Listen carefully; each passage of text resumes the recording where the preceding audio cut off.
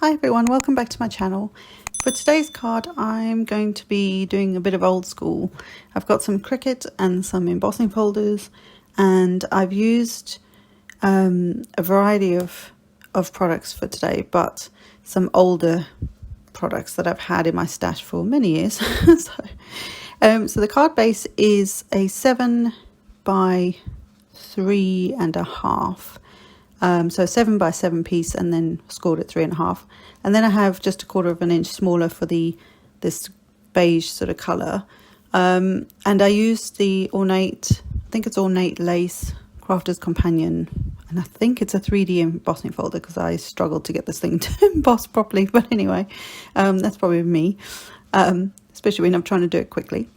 And I just wanted to stand out a little bit more on the green cardstock, so I took some brushed corduroy, of course, and inked over the top to try and get that embossed detail to stand out a bit more. The cardstock is already a bit textured, so there's lots of texture in the background, if you like, but I just wanted it to look and stand out a bit more, so I did that. And then and you can definitely see it better. In hindsight, I shouldn't have inked the edge of the card. This is Lemon Lime Twist from Stampin' Up. It's a retired colour, but I still had some of it. And in hindsight, I shouldn't have bothered to ink the edge of this. I could have just left that main beige panel inked, and it still would have just given a bit of contrast. I've then got a strip that measures about 1.5-ish inches by 7, I believe, because it goes down the whole length of the card, and I'm using an old EK Success punch, and they don't have the names on them, so I don't know the name of this one. It's from forever ago, and it's just got like scallops with dots, and I thought it kind of coordinated with the embossing folder in the background because it's kind of got that lacy type look to it. I don't know, I just thought it worked well. So again, I inked the edges of that because that's what I do. And then I thought I would get some tape on the back and just get this main piece, main part of the card ready for the main image, which you haven't even seen yet, so we'll get to that in a minute. I'm just getting my tape on. A tape runner would work, but I gotta say, buying tape on a roll is much cheaper than one of the, like the Glue Glider Pro, which I've never used, so I keep looking at it. So, any of those sort of tape gun type things, I just find them a little pricey. So just going to stick this straight onto the card base.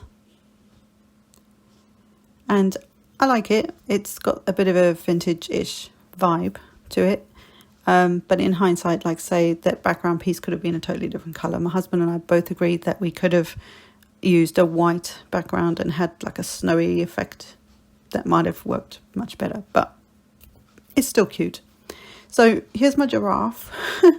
And he's from Create a Critter Cricut Cartridge or Image Set. I still call them cartridges. And I've just got some 3 shades of brown. This is textured cardstock from Papermania, and it's just like a rainbow of colours, and there's like 1 sheet of each colour kind of thing. So it's not great if you want to mass produce stuff because you've only got 1 sheet of the same colour, but I had enough to make this little giraffe, and I think he measured about 5.5 inches in the end, which is why I made my card to fit around him. So I just didn't want him too small because he's kind of a longer rather than wider image, so it helped that he was taller. We'd all like that. Those who know me know I'm very short. So anyway, so I got all the layers, and again, Create a Critter, if you've not used it before, or you've not been introduced to that world, it's a very easy layering. All the Creator Critters, and there's a Creator Friend, I think, as well. They're all very easy layering, and that's what I love about a lot of the Cricut cartridges. So he looks very cute, and you can use that for anything. Just trying to decide where I want my red panel, that's why I hadn't stuck it down yet. But I also wanted him to look kind of festive, and I saw this idea. I don't remember where I saw it online. I might have just Googled this cartridge, you know, for the giraffe, and just to see if I could find any ideas and inspiration and stuff. So I don't know where I saw this, but it was done quite a few years ago, and she basically took the scarves from from Winter Frolic, the hat I will explain in a minute, but I basically took the scarves off the reindeer in Winter Frolic. The boots are from Paisley Cartridge, and again I just amended them so that there wasn't any detail on them. Not amended them, but like you can hide contour, and you can sort of switch off different layers so that you've only got the bits that you want. And then the Santa hat, which I'm sticking on now, is actually from the Santa image in Winter Frolic, and I just used the hide contour and the like switching off different layers, and I then land up just with my hat. So you can do this on the gypsy if you still have the gypsy. I know you do, Mum. And you can do this, you know, you can hide contour on there as well. So and I don't know about the layers, I can't remember the layers on the gypsy, but I thought this is the neat thing about having you know, the gypsy or design space, is that you can sort of manipulate your images so that you know, so you get the layers that you want and the image, part of the image that you want, rather than the whole thing. And of course, because he's a giraffe, he's got a very long neck, so he needs more than one scarf. So hence the 3 scarves. And then for his little boots, I don't know what size any of these are, by the way, because being in design space, I just kind of made them smaller until they were the size I thought would fit and make sense on him. So I don't know the exact size of these. It's kind of something you have to play around with yourself, and whatever is pleasing to your eye and what makes sense, that's what you need to go with. But I also then was trying to figure out which leg was in front of which. So this took me a little while. I kind of fiddled and faffed for a bit, and then eventually went, right, this is how I'm going to do them. And then I also made them wonky so that it kind of looks like he's walking, but he's not really, if you know what I mean, like he's not standing straight. Standing still. There's movement. So the boots are a little bit wonky on purpose. So, yeah. And there he is. Isn't he cute? I was really chuffed how this turned out, because I got to say the hat, weirdly enough, was the bit that was driving me mad, trying to get it to work with his little head. But his little antler thing, I had to chop some of that off because that would be in the hat. So I made it look like it was. It's actually stuck behind it, but that's fine. And then for the sentiment, I'm going to use a My Pink Stamper Winter Punnies. I always go back to this for so many things. I've had it for years. And I've got a Stampin' Up! Early Espresso ink that I'm going to stamp the image in. The sentiment.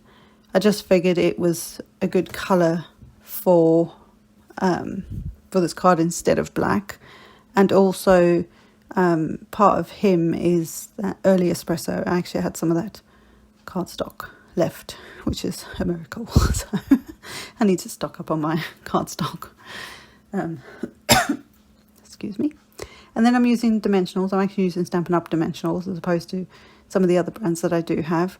And just popping him up. I'm going to also add a couple pieces to his legs, but I will have to chop them in half. Not the legs, the dimensionals. And just so that it's got a little bit of height, and also it sort of, what's the word? Like it sort of stabilizes him down there as well, because they are little legs, and there's quite a lot going on there. So just getting more dimensionals on.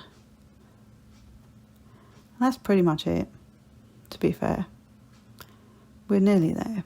There's a couple more things I want to do to this card just to bling it up a bit, because it's Christmas and everything at Christmas needs to be blinged up within an inch of its life.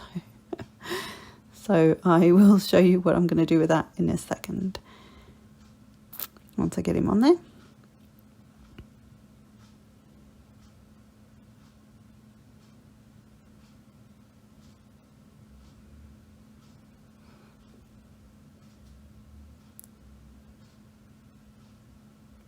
Right, so I'm just going to pick up a few bits that I want to use. So I've dragged out my distress stickles, if you remember what those were. And this is Barn Door, and it's just like a red glitter, but it's not a, when it dries, it's like a sugar coating kind of thing, rather than a super sparkly glittery glitter, if that makes sense. So it will dry a different way to the next one I'm going to use, which is a Nuvo glitter drop, which is very sparkly. And the next one, I actually picked up the wrong one. I picked up Gold Coast, which is like got a hint of gold in it, instead of like my go-to White Blizzard. But actually I think this works really well, especially at Christmas when you've maybe got like brown tones. A little hint of gold works brilliantly, I think. So I'm putting that on the scarves and then on the on his little hat as well. And I've got to say, I don't often use my Stickles, but they flow, I think they've got a bigger opening, so they flow a bit better. But obviously having a wider opening means that it's, there's a lot more that can come out when you don't want it to, so just be careful. Whereas the Nuvos are quite narrow in the opening, but I love them both. I just love them. So there you go, guys. It's pretty simple. I don't think there's anything tricky about this card. It took a bit of time, obviously, sizing the scarves and the hat and the boots, but I just thought it was such a lovely idea. And when I saw what this lady had done, I just thought, I've got to try that myself. And our cards look nothing the same, but this is where inspiration can come from others online. So I hope you enjoyed this. I hope you give this a go if you've got a gypsy or the design space. And I will see you next time, guys. Bye.